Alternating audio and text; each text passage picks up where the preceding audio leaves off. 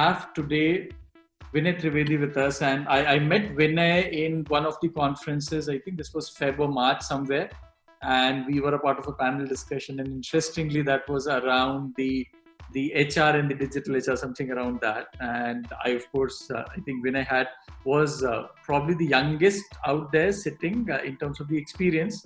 I'm not even getting into age right now, but yeah, definitely. But I was impressed with his thought process, his ability to put across his point across, and asking questions which were very, very fundamental in nature. On a lighter note, I don't know, Vinay, if you remember this, but he had a question in that conference saying that we as an HR are talking about HR getting digital. Why are we having this conference live in physical? He said, why is this conference not happening over a digital platform? Less that the world knew that this would become a reality. But I remember that question, Vinay. I don't know if you recall that, but it raised a question. In those conferences, there are people who raise that fundamental question, and you're like, wow, this just makes sense. And we connected. I think I've been following him on his LinkedIn for some time. He posts on certain videos, started the Sweetie Talks, and he shares stories about organization, about people. So that's how we connected. And Vinay is from XLRI. He did his post-graduation PM and IR from Excel in 2008. And he's been the TA Young Leader Young HR Leader, which is run by Economic Times. He's also a speaker. He's a guest faculty. He's also a university board advisor. And most interesting thing that you would see on his LinkedIn description is somebody who's trying to be trying being human. I think that's something that he's carrying at a personal level. He's worked with brands like Accenture, ITC, Access, Future Generali before joining ToneTag, and I think he's also, if I understand correctly, he's a student mentor for Pune Institute of Business Management, and he's also one of the corporate advisory board of Poornima University. So Vinay, thank you so much for joining us, and if we can begin with more about you that the audience can know, and also about your organization, if that's okay with you.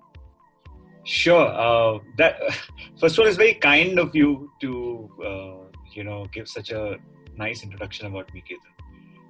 Thank you for having me here, Senthil and Ketan. Sure. Hoping that I could add some value to people who are going to listen to this conversation. I must say I was certainly thrilled to know that there is somebody who wants to listen to whatever I say. Others, I thought I only talk on LinkedIn and I just keep sharing views, but much appreciated. ToneTag, the organization that I work for, we are a Fintech startup. If I have to, in a very simple way, explain what we do as an organization, we are essentially an organization that does transfer of data from point A to point B over sound wave through an encrypted technology. Now, this transfer of data could mean multiple use cases as far as technology deployment is concerned. It could mean payments from one device to another device. It could mean shopping, that if I'm picking up something, the device talks to my device and adds to the cart automatically. So there are multiple use cases that we have. Wow. It's very fascinating to see how sound can be used through technology to transfer data. So that's what we do as an organization. So we are a disruptive fintech product company originated out of India, and that's who we are. Right. Now, if I can add one point here, right? I mean, Vinay, it's nice to listen to your company, what it does. It's actually very interesting. And for us, right, in Culture Monkey, though we have a very high-tech solution for employee engagement, we always had this, HR in the end, engagement is the end is psychology first, right? It's human first. And that's the primary job. It's more than crunching numbers, more than making decisions. It's a very psychology and methodology driven. So that's why we have this Culture Monkey, Culture Club by Culture Monkey. Yeah, it's so glad to have you here, and very excited to hear all the points that we're going to get from you, and it's going to be a great value for our audience. So yeah, without any further delay, right? So Ketan, we can get started with the questions. Sure. And just to clarify, people, so just because Senthil is wearing a jacket doesn't mean that he's not in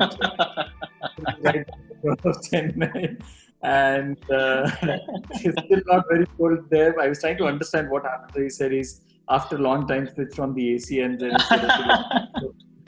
back and sit down. Okay, let's go to the questions today. Yes.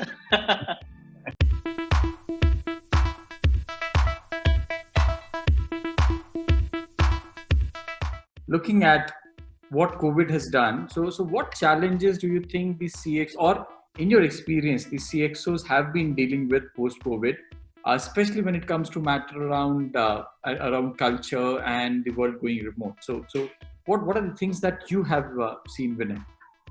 So I think I'm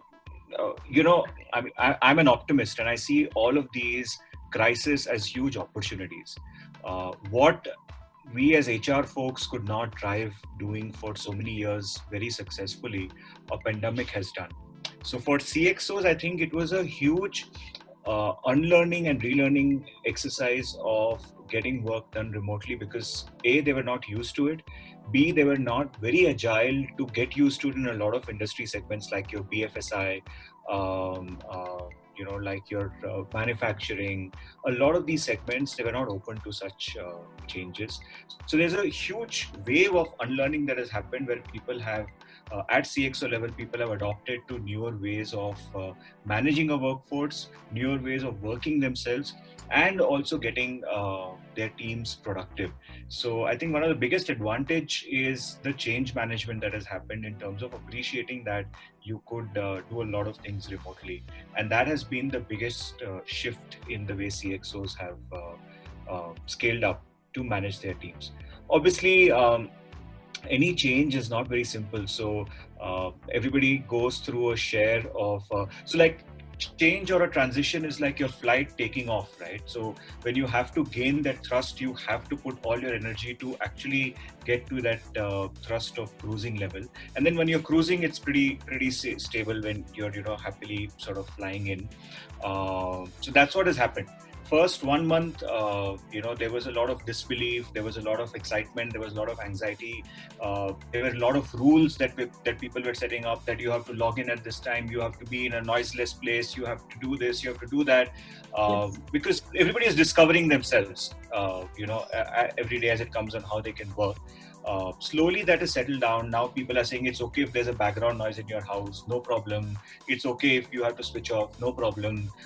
Keep your routine. So a lot of things, we've sort of at CXO levels also have learned, as we practiced, because we were also facing the same issues as our teams were facing. First time we were all on an equal platform as far as infrastructure is concerned. So a lot of those things eventually settled down. I think it's now pretty much a smooth sail in a lot of sectors, and I think everybody is getting or have gotten used to the new ways of working. Nice.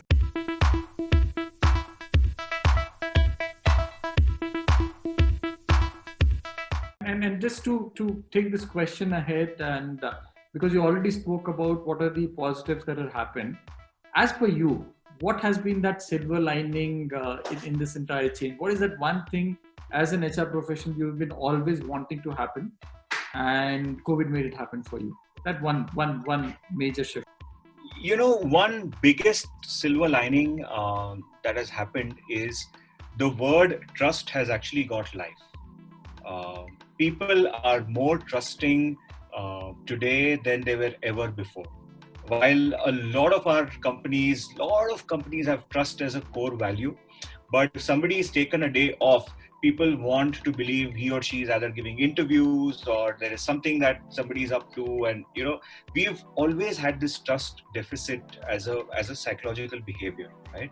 This pandemic, because we were not left with any choice, Yes. I think trust as a factor, people have just begin trusting their teams. So tomorrow, once everything goes back to normal, and we will go back to normal, we will go back to normal lifestyles. It's not going to be a permanent change. At least that's my strong opinion. But if somebody wants to have a flexi working arrangement, people will be trusting, which otherwise was a huge challenge. So that's one word, trust, which I think is a huge silver lining.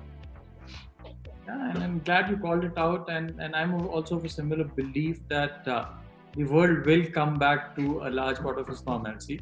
That's how things are going to evolve, and it's important because a lot of things that became a regular things like going to office. Now, a lot of people hated office for a very, very long time. I think now we know how important it is for us to be socially present there and interacting and chit-chatting and talking to people and other things. But glad I share a similar opinion as you do.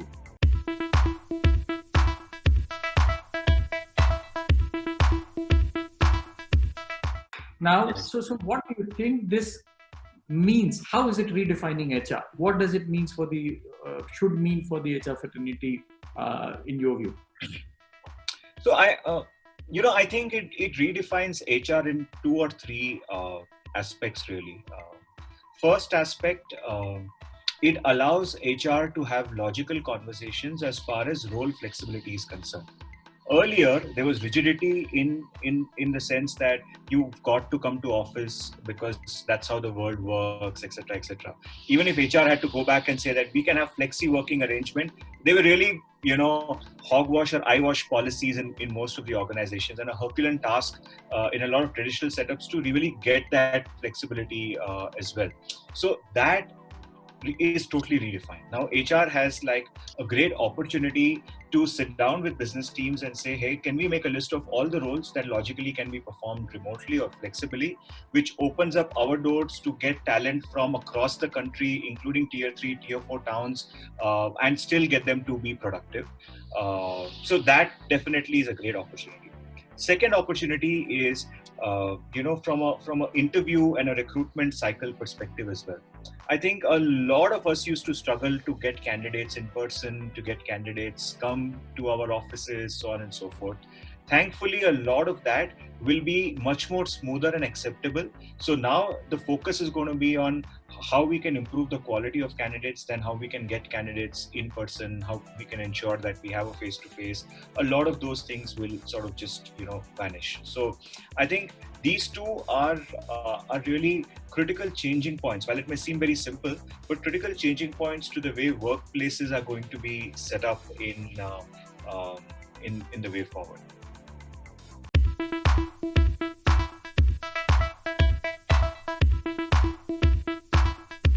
Do you think this is somewhere going to also add work as a catalyst in the adoption of the technology and digital and data by this fraternity? Do you see a shift there? So I think that the catalyst role is already done, Ketan. We have already adopted to the way technology is. We have already adopted to newer ways of working. Nobody trained us. Nobody told us what new ways we can work on. How can we work, virtually? So that job has happened in the last 3 or 4 months. Now, how we encash that is going to be more critical as we go forward. Interesting.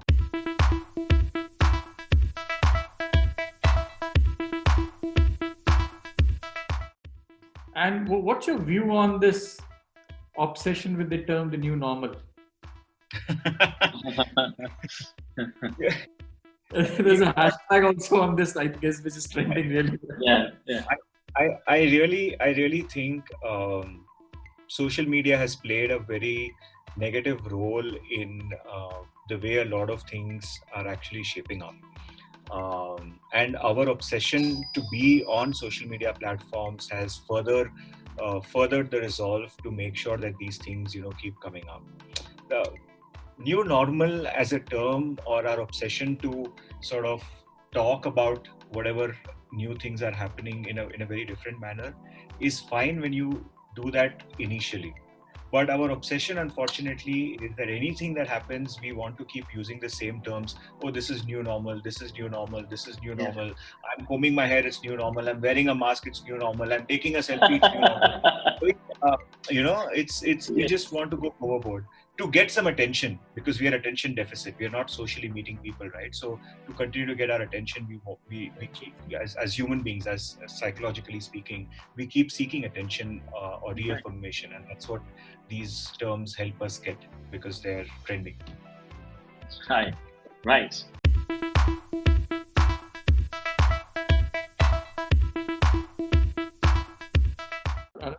Another one, and Vinay, especially with you, I'm asking these questions because I know you have a very straight and direct point of view.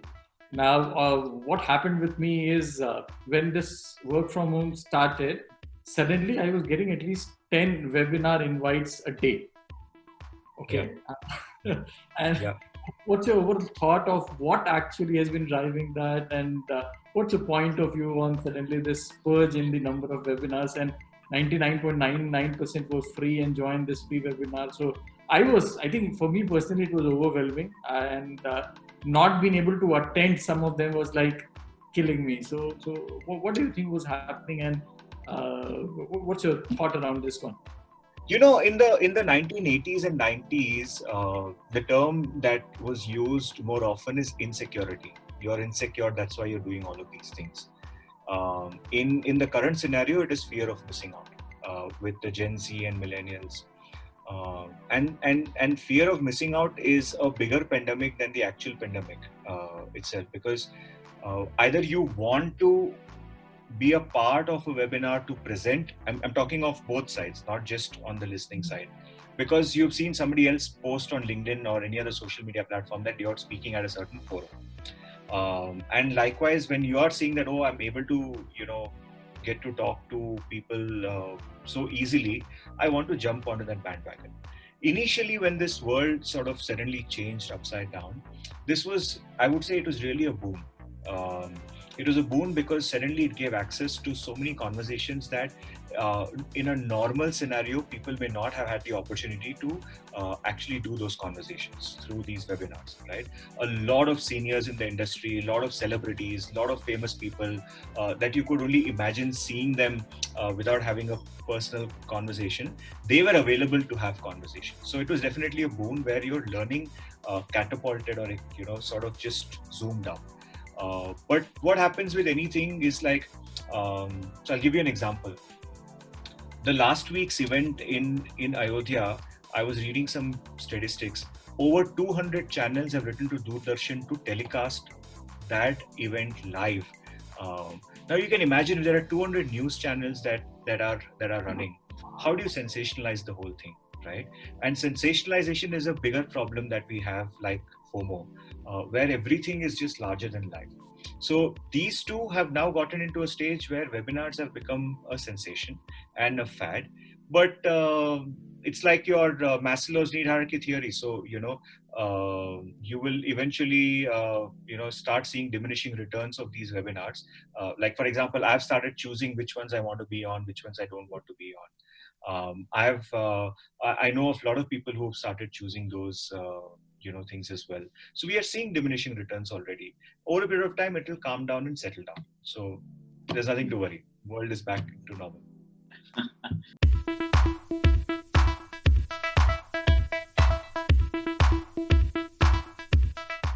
Another dimension that's more from maybe a mix between what an HR profession needs to focus on, and also with the individual learner. Now, what's your view? What happens to the social learning concept in this virtual world now? So a lot for me, I've learned a lot from the person who was sitting on the next desk. There are conversations that I would have in office, and big office, small office, but I think every movement had something that it threw to me to learn. Now that's gone virtual. What's your point of view on this entire social learning in the new digital era, or at least the new normal, as we say? So I think, and I would be honest that when I think and in fact, somebody reached out to me to do a video on social learning and its effect as well. So I've been sort of reading and learning and talking about it to understand. There has been a slight hit in our social learning pattern. Now that hit really is till we readjust our ways. And I'll give you an example how. Technology today has been so solid in availability that what I could learn from somebody who's sitting right next to me, I could do the same learning by watching a video today, because technology has made it possible for me to record a video in 30 seconds. I can put it up on every platform possible and get people to interact with that video and understand what am I trying to do. So I think we are resetting our parameters of how social learning is done as we speak, and slowly but surely in the digital or a phygital world, physical come digital world that we're going to live in, we will start getting used to learning through virtual platforms. So right now that takeoff phase, like I told you, in an aircraft, that's what is happening. So it's a transition that we're going through. We are not fully there. Interesting. Very, very interesting. Yeah, I think never thought from that lens, but it's that the pattern is changing and digital is actually going to enable that. So people want to have a war, right? Ab to pura change ho jayega. The whole world is going to change, and now their learning is going to change. I find it quite hilarious when people want to predict, when nobody could even think beyond us, every day as it comes when the pandemic hit us. So I find it amazing when people still want to predict the future of workforce and future skills and future this and future that. But that's, Right. I mean, Right.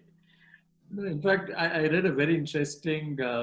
So I've started getting into books now, and there's one statement which is made in this book called the "How to Win Friends and Influence People."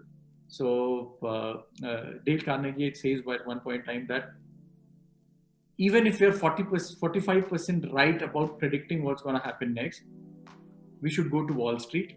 We will make billions and billions of money that nobody has ever imagined. So his prediction is that even best and the best of the people are not more than 40% right, and that's okay. I think it was a very important learning movement for me, saying that we hold on so much, saying that, am I right? Is it correct? Is it going to give the result? But he said, if you would be right more than 45% time, go to Wall Street and you'll make billions. You don't even need to do anything about that. And I was like, wow, you're right. And but incorporate one thing, we're fighting right. I'm right, you're wrong. I'm right, you're wrong. I think for me, that was a moment, suddenly changed. I said, I can never be always right, and it's important to make choices, take action, move ahead along with the team, and then figure out what's going to happen. But glad you brought that up.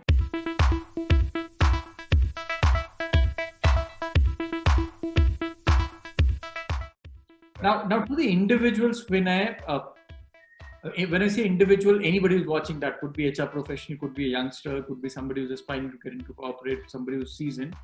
Now, what are the as an individual, what are the new things we need to be open to as we embrace this far more digitally connected world? What changes would you think you will give a message to people to be open to as you see how things are coming?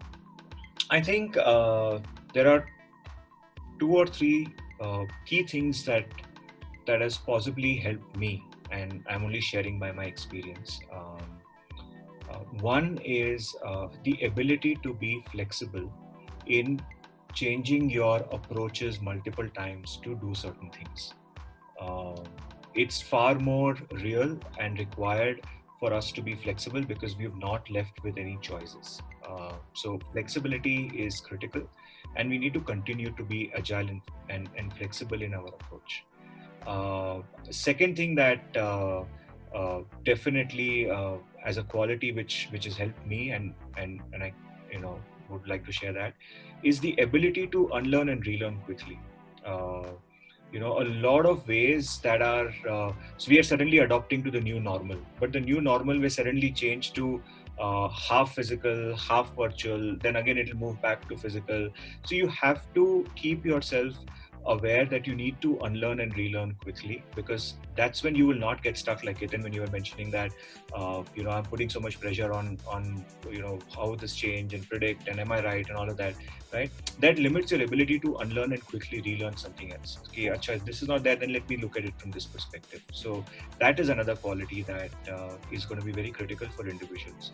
And third quality is please take every day as it comes, because we don't know what's going to happen. So instead of really looking at it from a long term and the longest term perspective, I think right now the world is pretty myopic, so you should look at it from an everyday as it comes perspective. That'll only help you be at peace and less anxious about how this world has changed. Yeah, that's so powerful and so important, because things are like new theories, new views. Everybody's writing something about something that's coming, and start listening to everything. You're right, very powerful, that your inner peace may get disturbed. So right now, I love the word when you say myopic, and accepting what is there rather than fighting it. I think, and living with it and how it evolves. That's absolutely amazing.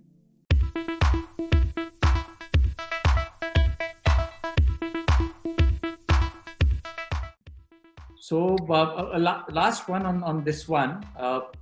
Now the whole thing is, we started about culture and how is it evolving. Now what we think, what I think at least, is that the culture now has an element E added to it, because the physical fabric or the sense and the smell of the place that we used to hear in one of my previous companies is different now. I think what's your point of view on this entire? Is the culture going to be evolve in the form of e-culture, or is it already there? What's your quick thought on this word, if I throw it to you? See, we are called as social beings, to think of it, right? Amongst all the animals, we are the most social animals that exist on this planet. So our urge and our need to have social requirements is not going to change. It is only going to be a pause before anybody comes up with a vaccine, before things settle down. But we will move back to our social ways. What will change possibly is, professionally we will do a lot of e-working, because that's convenient and that's more logical, and that also is the way forward. But personally, we will continue with our social engagements the way we would want it to be. So it's possibly going to be best of both worlds. That I get to work from home, but I get to meet my friends in the evening. I don't necessarily have to go to work, get tired, and then go and catch up with my friends. So that change may happen. But even that, will come back to normal as soon as we can, because our requirement is of being social. Good. No, before we start the rapid fire, right? So I wanted to, give some of my thoughts listening to Vinay and all the things that see. I think I've really admired many points that you see. It clearly, you and I will connect so well. That's what I realized from all the points that you made. And one of the main points, right? It's the predictability is how stupid is people, trying to predict the future, and that's like, not having the flexibility to change, right? That's like competing with the universe, and that's not a great idea to compete with the universe, right? So universe has its own course, and you're going to say that, okay, 5 months from now, this is going to be the new normal, and this is my strategy to face the future, right? That's not a great idea. So I really admire that's very important, right? Consistency is of course important, but being inconsistent and playing with the new rule of the game as and when the next game is getting started, that's very important. So I really love that point. And the point where you said that this pandemic has given life to trust, right? This pandemic has given life to trust, and that is for the people, for the ones who are running the organizations. And the pandemic has also made the way we work different, where your interviews or the technical adoption, all of the in the both sides, even for people and for organizations, there has been a lot of change, right? Reminds me of this great quote by Heraclitus, where he says, "No man ever steps in the same river twice, for it's not the same river and he is not the same man." Right? So we have stepped on this river, the pandemic, and and if we're going to step again, right, we are not going to be the same people again, and the organization is not going to be the same thing again. Both has changed, and you have Vinay, you have clearly given out a lot of points that corroborates with this quote. I just wanted to highly, appreciate this. And of course, there's so much synergy that I already see that you and I can have over here. So thanks a lot for all these points. Yeah, get them back to the rapid fire. Thank you. No, glad you called out Senthil, and I've started to know Senthil more. Very intense, very interesting conversations you can have with him. So guys, whoever is watching this video, if you want some really interesting conversation about mythology, beliefs, life skills, life system, I think he carries a lot of thoughts around that, and very interesting. So do catch up with him when you get time. And just to come back to the point one, yes. I say it differently. What I believe is that the mistake that we do is we start fighting things which are out of our circle of influence. That's where stress happens. That's where we create pain for ourselves. Like COVID, what's happening to the world. As when I said, ignore that. Focus, look at internet, look at things that are in your circle of influence. How can you become better, evolve? But glad you called it out. I think.